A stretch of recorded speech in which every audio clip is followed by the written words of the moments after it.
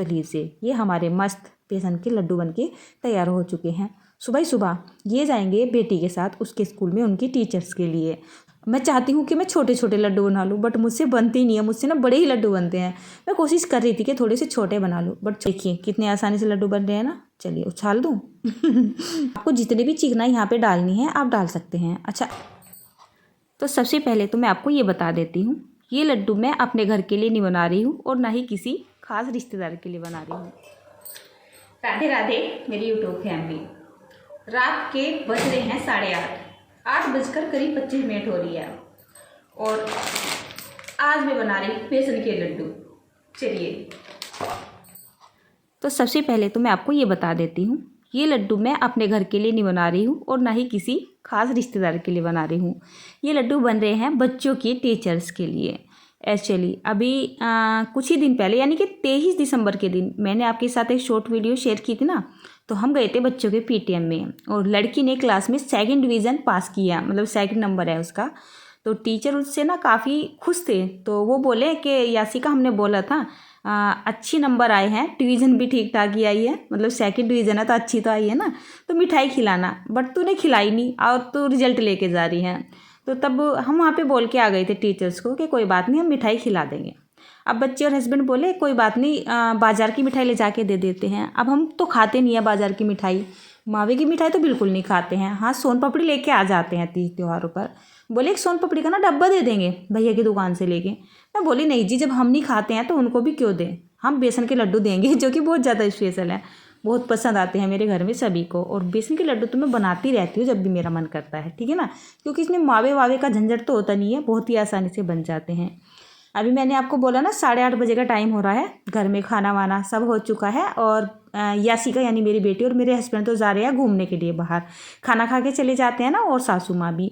और मैंने सोचा चलिए मैं ये वीडियो शूट कर लेती हूँ, क्योंकि बच्चों को यानी यासिका को पहले ही लेट हो चुका है, मतलब ये 28 तारीख में बन रहे हैं और 23 तारीख में उसने बोल दिया था। तो बीच में तबीयत तो ख़राब रही है, आपको पता ही है ना, उस वजह से नहीं बना पाई। अब रात में बना रही हूँ तो लाइट का सिस्टम बहुत ख़राब है हमारे यहाँ पे। दिन में तो सूरज की रोशनी आ जाती है, बट रात में बहुत जुगाड़बाजी करनी होती है। तो मैं और मेरा बेटा यहाँ पे लाइट का सिस्टम भी ठीक कर रहे थे और मैं यहाँ पर रेसिपी भी शूट कर रही थी, क्योंकि रेसिपी को ना देर होती जा रही है, मतलब टाइम ज़्यादा होता जा रहा है। सर्दियों के जब बेसन के लड्डू बनाए जाते हैं ना, तो उनको निखालिस घी में यानी प्योर घी में नहीं बनाना चाहिए, उसके साथ ना थोड़ा सा रिफाइंड ऑयल लगा लेना चाहिए। मतलब ऐसा तेल नहीं लगाना चाहिए जिसमें खुशबू आती हो, रिफाइंड ऑयल लगा लेना चाहिए। मैं अच्छा क्वालिटी का फॉर्चून का लगा लेती हूँ। तो जैसे मैंने यहाँ पे घी लिया ना, जितना घी लिया है इतना ही मैंने यहाँ पर रिफाइंड ऑयल ले लिया है। पहले इसको ना अच्छे से गर्म कर लिया है। उसके बाद मैंने यहाँ पर ये कम से कम 500 ग्राम के जितना बेसन डाल लिया है। और मैं मेजरमेंट की अगर आपको बात बताऊं तो घी और बेसन का यहाँ पर कोई मेजरमेंट नहीं है। इन बेसन के लड्डू को कोई भी आसानी से बना सकता है। ट्रिक क्या है मैं आपको आगे बताऊंगी, ठीक है ना। आपको जितने भी चिकनाई यहाँ पे डालनी है आप डाल सकते हैं। अच्छा, आप चाहे तो यहाँ पर निखालिस यानी कि प्योर घी का इस्तेमाल भी कर सकते हैं और यहाँ पर प्योर रिफाइंड का यूज़ भी कर सकते हैं। आज मैं आपको बता ही देती हूँ। पता है क्यों? मतलब अगर ये लड्डू गर्मी में बनाए जाते हैं ना तो प्योर घी में बना लिए जाते हैं तो ठीक रहते हैं, मतलब हार्ड नहीं होते हैं। बट सर्दियों में इनकी साथ रिफाइंड लगाने का रीज़न केवल इतना होता है क्योंकि आप और मैं सभी जानते हैं सर्दियों में घी बिल्कुल ना पत्थर के जैसा हो जाता है और लड्डू जब बनते हैं तो घी भी अच्छे से जम जाता है, तो लड्डू ना अच्छे नहीं लगते हैं खाने में, इसलिए रिफाइंड लगा लिया जाता है। और आपके पास रिफाइंड घी नहीं है तो आप यहाँ पर प्योर रिफाइंड का इस्तेमाल भी कर सकते हैं, बट लड्डू में ना हल्की सी महक आती है, ध्यान रखिएगा। चलिए, गैस का फ्लेम आप देख रहे हैं ना, मैंने बिल्कुल लो करके रखा हुआ है। बेसन का भुनना ही महाभारत है, मतलब बेसन को भूनने में करीब यहाँ पे लग जाते हैं ऐसा कोई 15 से 16 मिनट। जब भी आपको ऐसा लगे ना कि आपका बेसन थोड़ा सा सूखा चल रहा है, चाहे तो आप इसमें थोड़ा सा रिफाइंड ऑयल डाल ले या फिर थोड़ा सा घी डाल ले। मैंने थोड़ा सा ना यहाँ पे घी डाल लिया था। अब टेक्सचर देखिए इसका, ठीक है ना, बिल्कुल ऐसा हो रहा है। अच्छा, बहुत से लोग क्या करते हैं कि बेसन जब भुन जाता है ना तो फूल जाता है, उससे खुशबू आने लगती है। खुशबू तो बेसन को जब भूनना शुरू करते हैं ना तभी आने लगती है और वो फूलने भी लगता है, लेकिन इसका मतलब ये नहीं कि वो भून चुका है, वो अच्छे से तैयार नहीं होता है। बेसन को भूनने में 500 ग्राम बेसन को भूनने में कम से कम 12 से 13 मिनट ना लग ही जाती है, गैस का फ्लेम लो करके, ठीक है ना।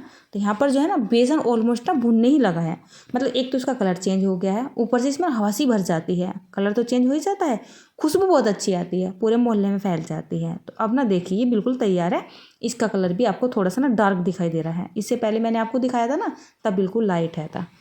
हल्की हल्की सी खुशबू आती है, तब अच्छी खुशबू नहीं आती है। गैस को यहाँ पे ऑफ कर दिया है।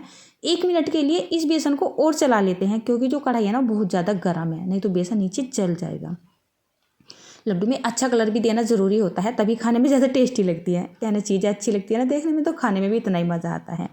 कलर देने के लिए थोड़ा सा तो मैंने यहाँ पर फूड कलर डाला है, और आधा चम्मच के जितनी मैंने यहाँ पर हल्दी डाली है। सर्दी चल रही है या फिर कलर के लिए आप ना हल्दी ही डालिएगा, हल्दी से ज़्यादा अच्छा कलर आता है।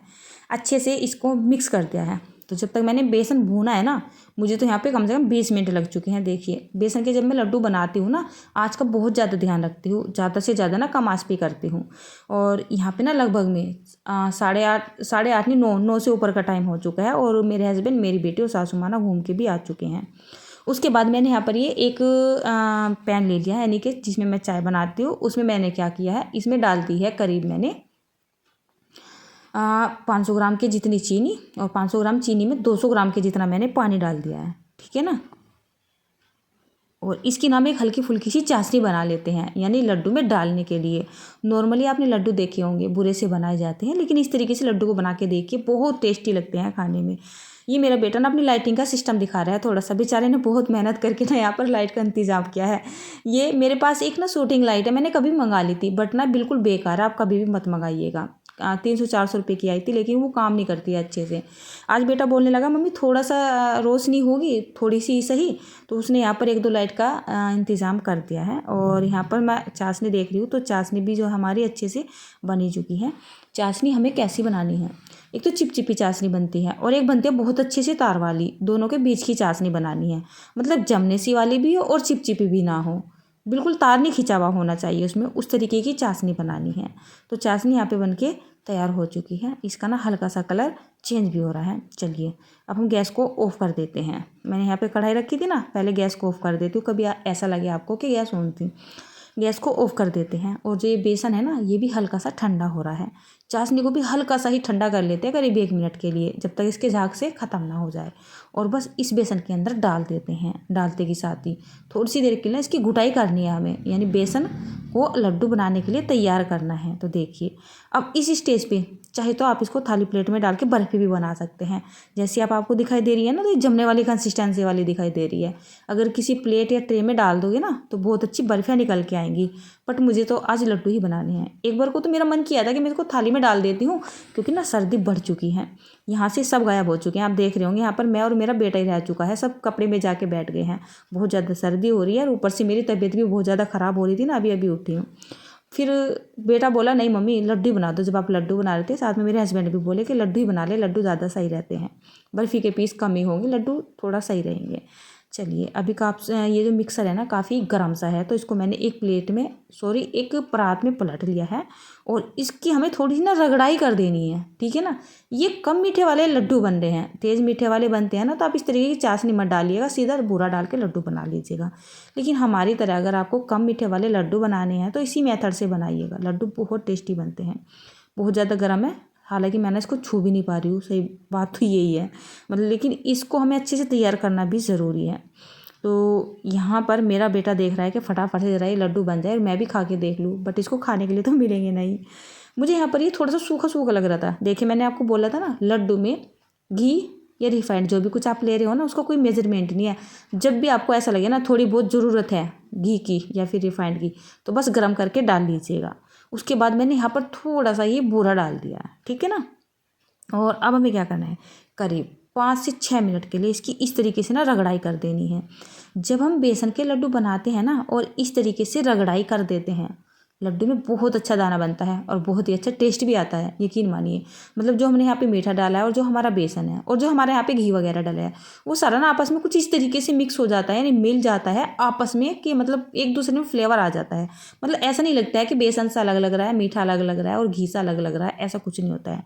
देखिए कितने आसानी से लड्डू बन रहे हैं ना। चलिए उछाल दूँ तो तैयार है हमारा ये बहुत ही बढ़िया स्वादिष्ट लड्डू।